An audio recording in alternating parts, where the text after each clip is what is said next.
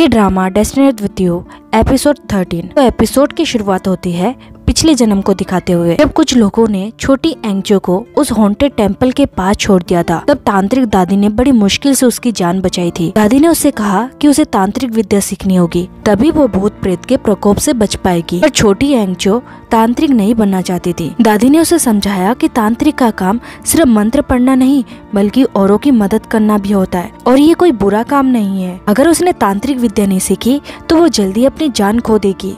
और तब से एंगजो ने तांत्रिक विद्या लेना शुरू किया, और जब वो पूरी तरह से तांत्रिक बन गई तो उसने मंत्रों की किताब लिखी। इसी बीच युवराज जंग मिंजो भी उसकी लाइफ में आया। वो दोनों ही एक दूसरे से बहुत ही प्यार करते थे। लेकिन एक दिन एंगजो घायल अवस्था में अपने घर से निकली और उसका पीछा युवराज कर रहा था।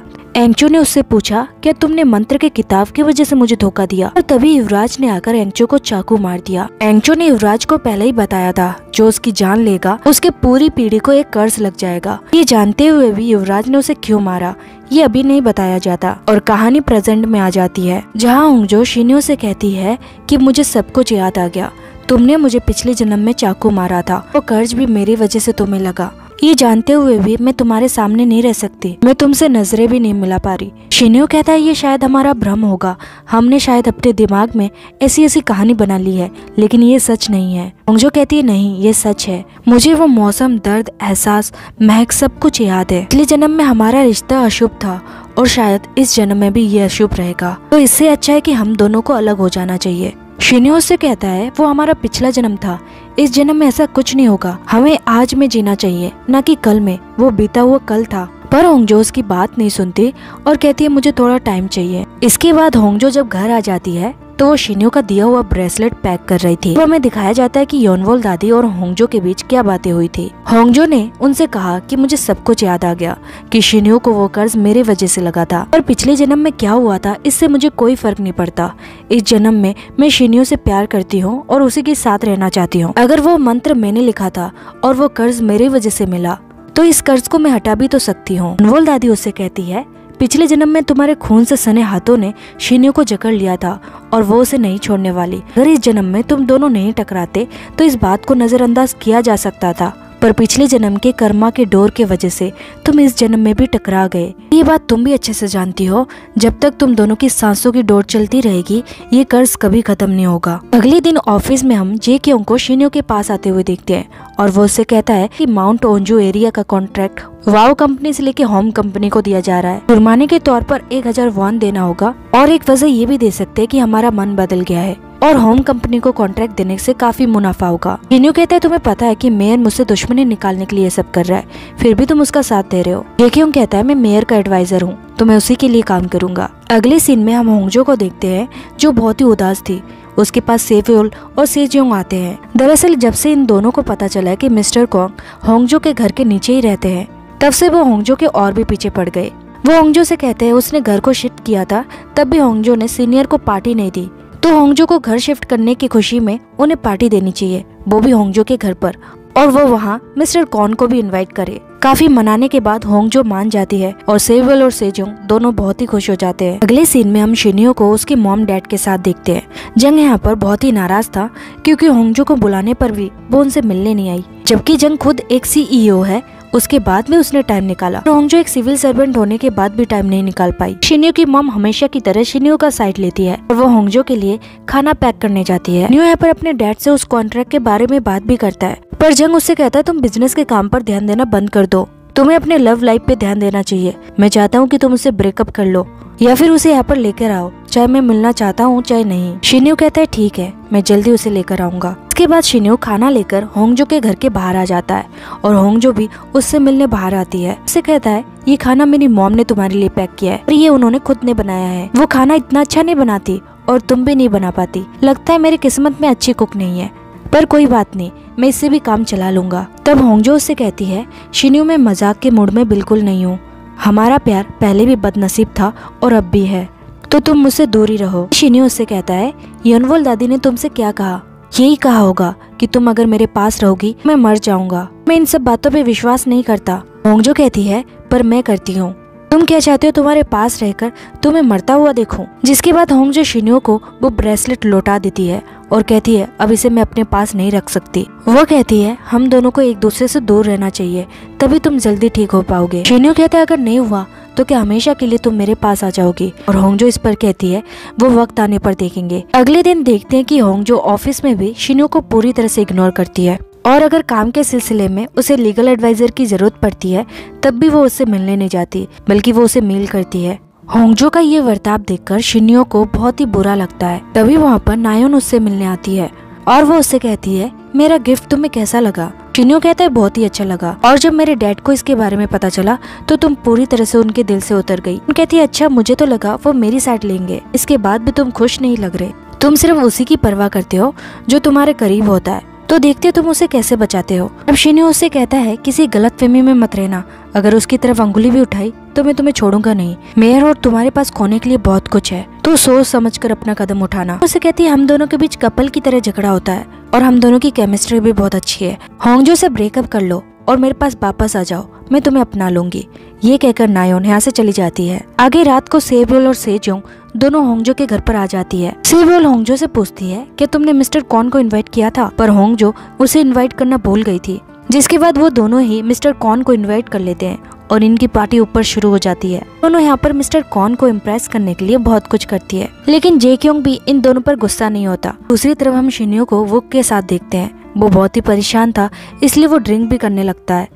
शिन्यो वुक को होंगजो के बारे में बताता है कि उन दोनों के बीच क्या चल रहा है। वो उसके जितने ही पास जाता है वो उसे उतना ही दूर कर देती है। ऐसा ना हो कि ऐसा करते करते वो सच में उसे खो दे। दूसरी तरफ डिनर करने के बाद सेब्योल और सेजोंग दोनों अपने घर जा चुके थे कि होंगजो से कहता है उस दिन मैं तुम्हें अपने डैड के साथ देखकर गुस्से में आ गया था, क्योंकि वो पी रहे थे और उन्हें पीने की लत है। होंगजो कहती है माफ करना, मुझे ये पता नहीं था और मैंने उन्हें और पिला दिया। जेक्योंग कहता है कोई बात नहीं, तुम्हें इस बारे में पता नहीं था, इसे अब तुम ऊपर चली जाओ, ये साफ सफाई मैं कर लूंगा। होंगजो से याद दिलाती है कि ये घर उसी का है। इस बात पर होंगजो को हंसी आ जाती है। उससे कहता है कम से कम तुम्हारे चेहरे पे हंसी तो आ गई, आजकल तुम बहुत ही परेशान रहती हो कि शिन्यो और तुम्हारे बीच सब कुछ ठीक है। पर होंगजो इस बात को टाल देती है और कहती है वो दोनों आपसे ही मिलने यहाँ पर आई थी। तभी उनका डोरबेल बजता है और जेक्योंग उससे कहता है क्या तुम इस आदमी को जानती हो? और कैमरे में देखते हैं यहाँ पर बुक आया था। होंगजो उससे मिलने जाती है और वो उसे बताता है कि मैं शिन्यो का दोस्त हूँ, हम 15 सालों से दोस्त हैं।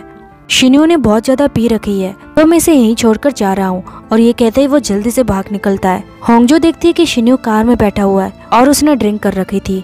शिन्यो उससे कहता है मुझे यकीन नहीं हो रहा कि तुम मेरे सामने हो। ये कहकर वो होंगजो को गले से लगा लेता है और वो उसे छोड़ने का नाम ही नहीं ले रहा था, इसलिए होंगजो उसे दूर कर देती है और कहती है तुमने मुझे अब देख लिया है तो अब घर चले जाओ। शिन्यो कहता है तुम कितनी मतलबी हो, याद है तुमने एक बार कहा था अगर मैं तुमसे मिलने नहीं आऊंगा तो तुम मुझसे मिलने चली आओगी। क्या तुम अपनी जवान से इतनी जल्दी पलट जाती हो? सच बताओ, क्या तुम पूरी जिंदगी मुझे देखे बिना रह सकती हो?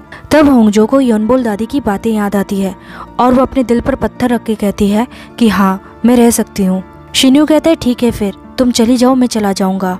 होंगजो अंदर आकर गेट पर ही बैठकर रोने लगती है और उसके पास जेक्योंग आकर बैठता है जो उससे कहती है मैं उससे बहुत ही प्यार करने लगी हूँ, वो मेरे आगे पीछे घूमता था, मुझे परेशान करता था, इन सब चीजों की मुझे आदत पड़ गई है। क्यों उसे कहता है अगर तुम मुझसे प्यार करती हो तो तुम मुझसे भाग क्यों रही हो? होंगजो कहती है क्योंकि मुझे लगता है उसकी बीमारी का कारण मैं हूँ। उसे कहता है अगर मैं शिन्यो के जगह में होता तो ये सच जानने के बाद भी मैं तुमसे एक पल भी दूर नहीं रह पाता।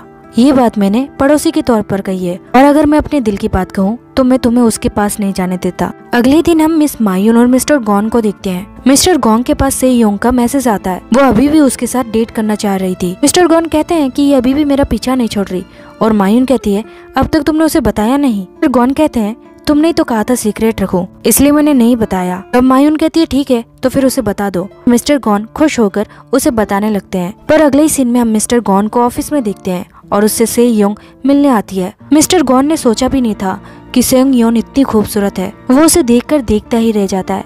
आगे सीन में देखते हैं कि पाक डोंग शिन्यो को बता रहा था कि ये अंगूर मिस्टर कॉन ने भेजे हैं। कल रात को होंगजो के घर पर हाउस पार्टी हुई थी, क्या आपको उन्होंने वहाँ पर नहीं बुलाया? तभी पाक डोंग देखता है कि उसने गमले में ज्यादा पानी दे दिया। देखते हैं कि गमले में ज्यादा पानी डालने के कारण लाल खून बहकर बाहर आने लगता है, और इसके बाद इस गमले को खाली किया जाता है और शिन्यो को वहाँ पर अपना शर्ट और होंगजो के ग्लव्स मिलते हैं। इसके बाद शिन्यो डायरेक्ट होंगजो से मिलने जाता है, से पूछता है कि तुमने हाल ही में अपने ग्लव्स खो दिए थे। और होंगजो बताती है कि हाँ, वो नायोन से जब मिलने गई थी तब वो अपने ग्लव्स रेस्टोरेंट में भूल गई थी। होंगजो उससे पूछने लगती है कुछ हुआ है क्या, पर शिन्यो उसको इसके बारे में कुछ नहीं बताता। आगे देखते हैं कि शिन्यो नायोन को भी बुलाता है और वो उसे गमले से निकले शर्ट और ग्लव्स को दिखाता है। वो उसे कहता है क्या तुम गार्डनर को जानती हो, तुम्ही ने उसे हमारे पीछे लगाया होगा फोटोज लेने के लिए।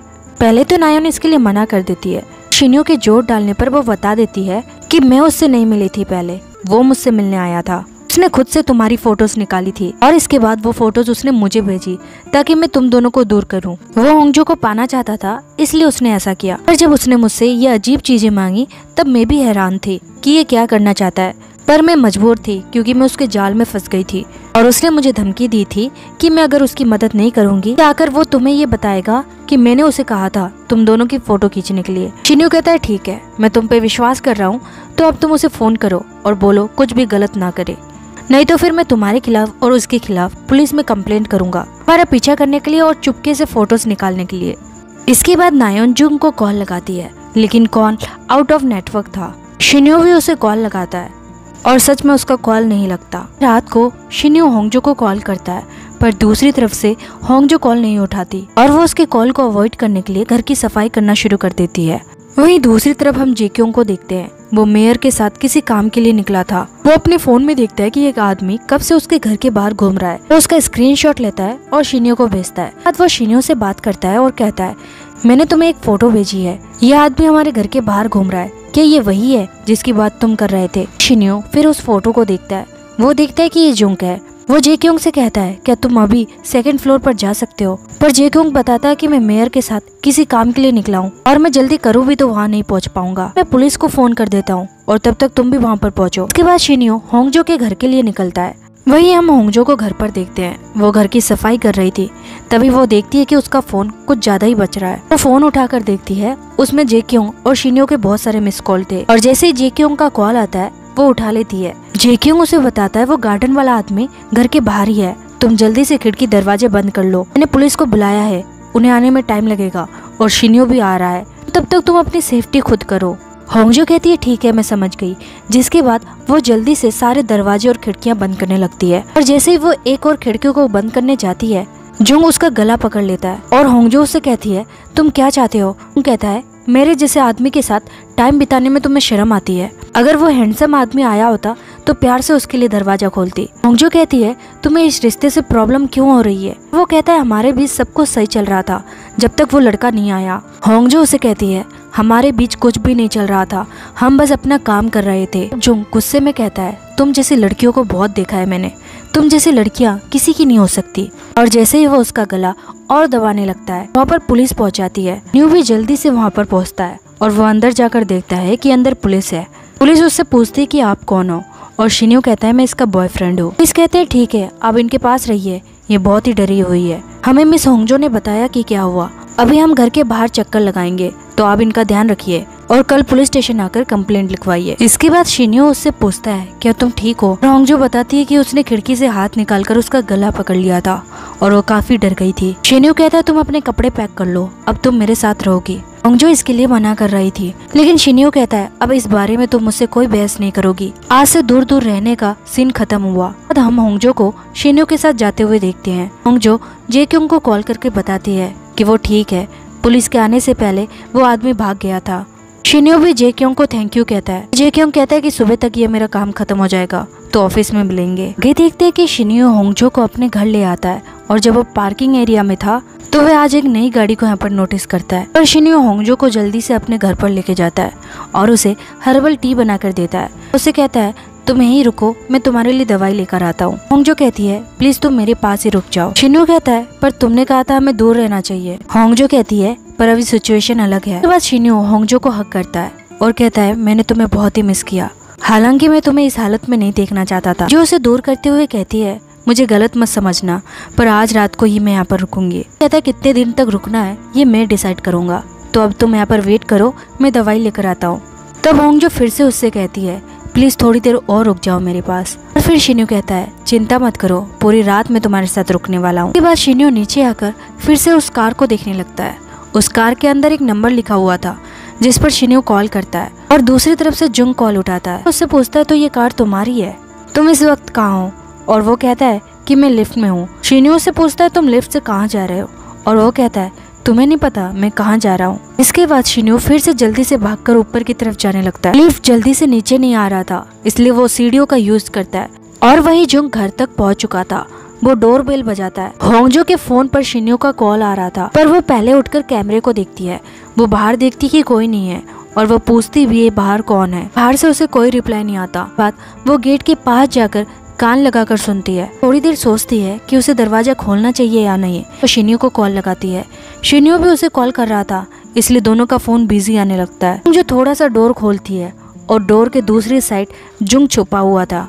अब होंगजो पूरी तरह से डोर को खोलने वाली थी, इसलिए जुंग डोर के दूसरी साइड आ जाता है, जिससे जैसे ही होंगजो दरवाजा खोलेगी वो उसे पकड़ लेगा। लेकिन उसी वक्त वहाँ पर शिन्यो पहुँचता है। कुछ सेकंड बाद होंगजो पूरा दरवाजा खोलती है। वो देखती है बाहर कोई नहीं है। दरवाजे की तरफ जाने लगती है और जैसे ही वो डोर खोलती है तो देखती है कि सामने शिन्यो नीचे पड़ा हुआ है और जुंग ने उसे चाकू मार दिया था। उसका काफी खून बह चुका था और इसी के साथ ये एपिसोड खत्म हो जाता है।